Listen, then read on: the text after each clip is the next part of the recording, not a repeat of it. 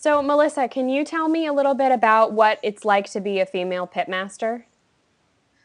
Oh, it's nerve-wracking to begin with, just the timing of everything and making sure everything's goes on at a certain time, your temperature's checked. It can be nerve-wracking a lot, but it's fun. Just, making sure that doing your best and, getting it all prepped and ready and I don't, it's just, It's stressful, but a good time. yeah, stressful, but a good time. It's long nights because a lot of turning times are early in the morning, around 10ish in the morning. So you're up all night long. There's no rest. Yeah. And Oh, now, barbecue is a bit of a male dominated field. What's it like to be a woman in a boys' club like that? oh, it feels good when you win. I'll bet it does. Yeah, I do pretty good against the guys when it comes to cooking. So I give them a run for their money, definitely. Right on. So, now can you guys tell me a little bit about your partnership, at the pit? Like, are you guys, do you work well together? Is there ever any tension? Does Alan listen to your directions? Tommy does. He mans the fire, gets it going and keeps it up for me, and I pretty much take care of the meat and when to put it on and wrap it, pull it off, and stuff. And he does most of the rib cooking. If he's busy doing stuff, I can take care of it. But yeah, we work really good together. The He follows directions well. the good thing about with our pit, it's an old school rotisserie. We cook at 225, 250 degrees for 12 hours. It's four racks, which will hold at least 16 full size Boston butts. The special thing about our technique is we use four different kinds of wood: two hardwoods and two fruitwoods. The hardwoods being oak, hickory, the fruitwoods being apple and pecan. We don't like using straight hickory because it tends to give a bitter taste to the meat, and whereas where the pecan and the apple will smooth out that smoke flavor, but we'll get that at least a quarter inch of smoke ring in the pulled pork itself, which with the injection and the 16 different spices that are in the actual butt rub, they kind of marry each other. So, and that's what blends everything together. And while after I get Oh, wait, I think you've frozen. she's on me about getting back up and checking the pit because it's dropped to 220, 225, and then I'll get it back up.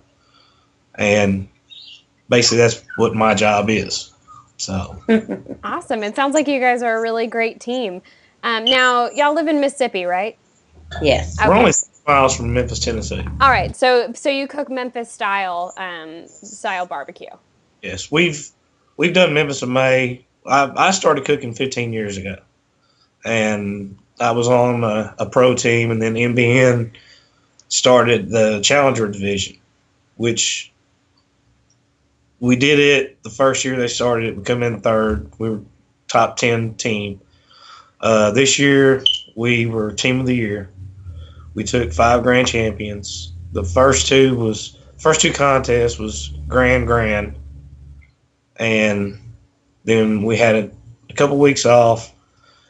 Didn't final at the next contest, and then the next two contests we took grand again.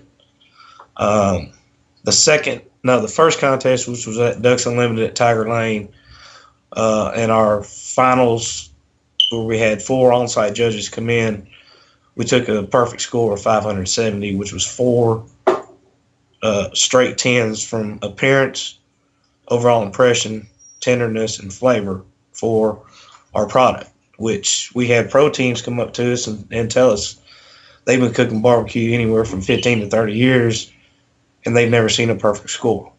Wow.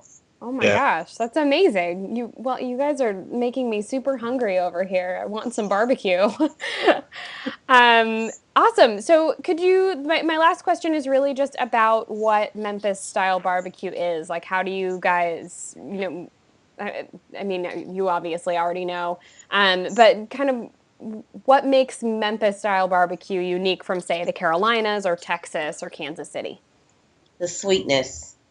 You want a little bit of heat in your rub, and then you want your sauce to be sweet, almost with a honey glaze on it, and just not fall off the bone. You want a little bit of a tug to it, but Memphis style barbecue sets itself apart from the sweetness.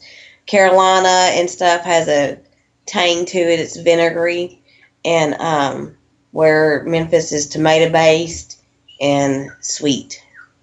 And So with our we do make our own sauce, our own rub. But we start out with a store bought base, but then it takes us about 2.5 3 hours to perfect make it our own. our sauce that's ours, which it's won several first places. Um, it's got a special kind of honey that only my brother-in-law, who's our main sponsor, he gets down around the New Orleans area. Then it's got 26 different spices in it, and we add a few other things that I really can't tell you about. But we were in Louisville at a contest, and as soon as one of the judges took a bite of the ribs in the finals, when we made finals, he pushed his chair back and he's like, "Son, I don't know what you have, but I know it's honey, and I don't know where you get it, but if you ever tell me, I won't ever tell anyone. I want your recipe." I'm like, I'd have to kill you. I mean, it sets our sauce sets our meat off so much that it's hard to beat. I make the rub, and he makes the sauce, and they just work really well together. The rub's got a little bit of a bite to it. It's got some heat to it, not a lot, but a little. And then, like I said, his sauce that he makes is sweet. And when we wrap the ribs, we add a little bit more sweetness to it. And when we take them off to turn them in, I just use the glaze that's formed in the wrapping to put on top of them in the box. So it just adds a little bit more sweetness to them when you get ready to turn them in.